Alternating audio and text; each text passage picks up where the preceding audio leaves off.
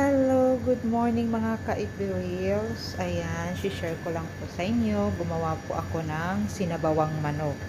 Ginisa ko muna siya guys.